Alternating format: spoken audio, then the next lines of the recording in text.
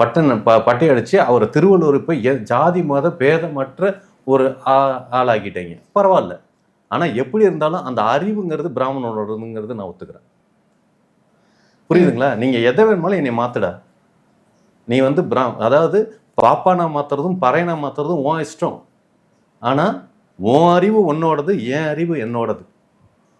புரியுதுங்களா?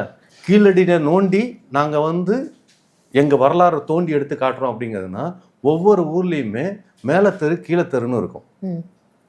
புரியுதுங்களா? மேலே தெருவில் இருக்கலாம் எந்த கம்யூனிட்டி சேர்ந்தவனா இருப்பான். அக்ரஹாரங்கிறது எந்த ஏரியாவில் இருக்கும்?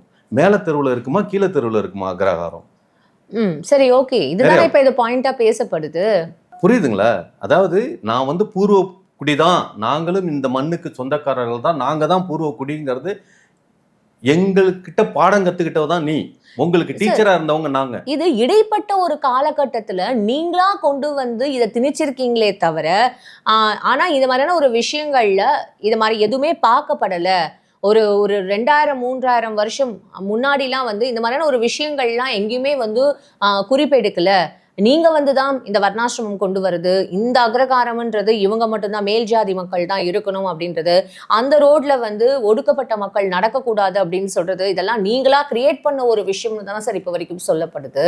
அதனால தானே இந்த சமூகத்துக்கு மேல வந்து ஒரு உண்மையாவே வந்து ஒரு பெரிய ஒரு காழ்ப்புணர்ச்சி இருக்கலாம், இல்ல அவங்கள தொடர்ந்து அடிக்கிறதா கூட இருக்கலாம் இல்ல சார்?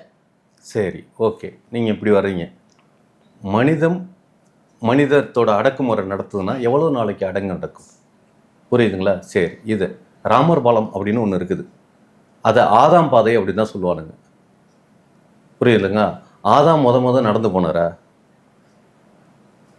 நீங்கள் கிறிஸ்டியானிட்டியாக இருக்கிறப்ப உங்களுக்கு அது ஆதாம் பாதையாக தெரியுது. நாங்கள் இந்துவாக இருக்கிறதுனால ராமர் பாலமாக அது தெரியுது.